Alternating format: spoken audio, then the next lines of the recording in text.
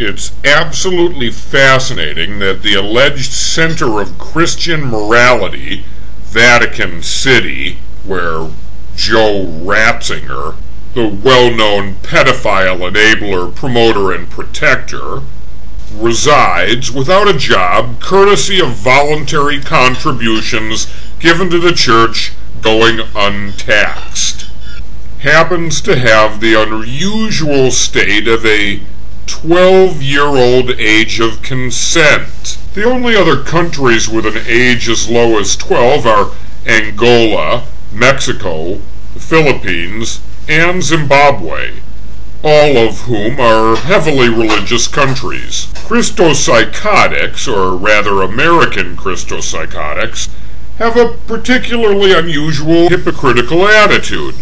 They speak of family values.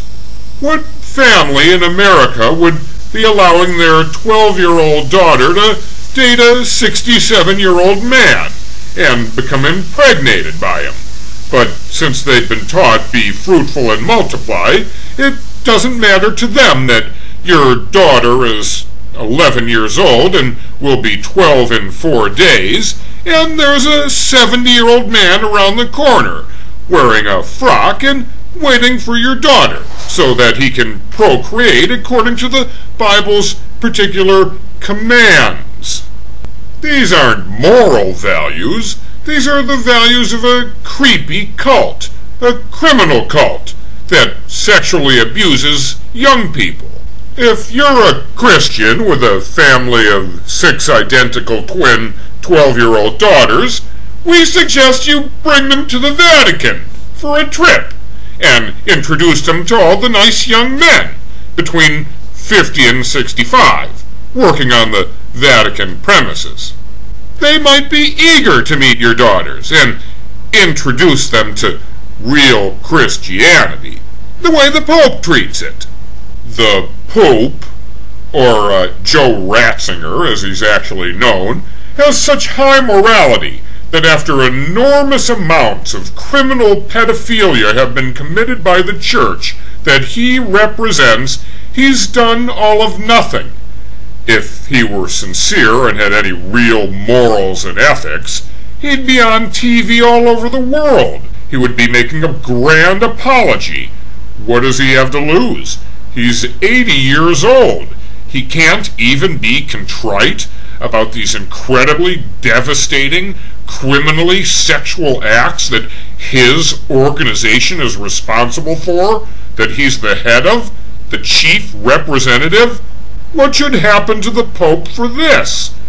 Let's just take a look at their letter explaining the 12-year-old be fruitful and multiply consent law in Vatican City, where as a good Christian you're going to bring your twin daughters for a holiday next September, right?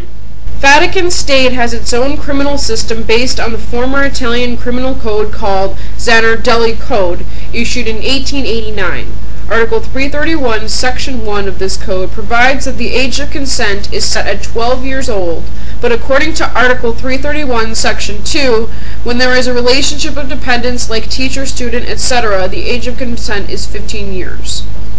This law applies to criminal suspects arrested in Vatican City, whereas if a sexual offense occurs in Vatican State but the suspect is arrested in Italy, he or she is tried under Italian criminal law based on Italian criminal code called Rocco Code, issued in 1930.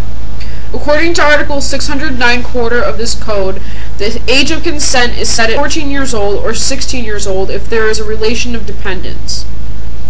There is an exception to this rule. Having sexual intercourse with a partner aged 13 constitutes a sexual offense only if the age difference between the two individuals is not more than 3 years. Should you need more information, don't hesitate to contact us. Best regards, Sarah Porro, Matteo Orlando, Counselor and Justice Affairs Office, Embassy of Italy.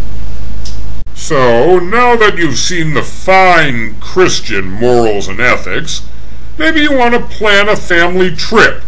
Maybe get your neighbors, anyone nearby that has small children. 12-year-olds apparently will do for the Vatican City limits, and then outside that, it ranges upwards. But right at the very center of this alleged God-born morality, you can bring your 12-year-old daughters, and rest assured they'll be fruitful and multiply, like the Vatican and Ratzinger's Bible say. And if you're a true Christian, you'll get down on your knees and take all of that in the proper perspective and place, wherever those odd thoughts go. So keep your morality on your shirt sleeve and take a good chill pill, 'cause you're pretty fucked up. If you believe in Christianity, you should also know that dinosaurs are still alive and kept in a small area in the rear of the zoo where they show it to sane people, 'cause they know kooks like you will have a tantrum. So as you can see, Christian morality in the Vatican boils down to two things: very young girls and what in other countries would be regarded as pedophilia. And the pinpoint on the center of this heart of morality is the Pope himself, Ratzinger, a despicable former Nazi and current scumbag, who, rather than apologize for the horrendous crimes his criminal organization has caused against young children throughout the world, he rests on his big fat behind, taking in all the trimmings. A real man of morals and ethics would be out apologizing for the horrendous sins. He's allegedly religious. We think he's about as religious as physicist Albert Einstein, who in a letter to Hans Mussum, March 30th, 1954, said, "I'm a deeply religious non-believer." This is a somewhat new kind of religion.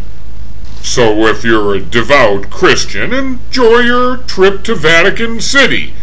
Just make sure you round up all the 12-year-old girls from your neighborhood to bring them on a big community trip.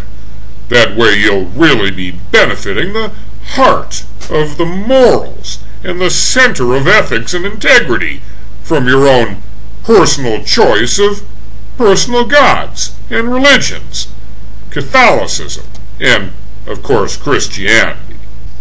So gather up all the 12-year-old girls and boys you know and head out to Vatican City for the time of your lives.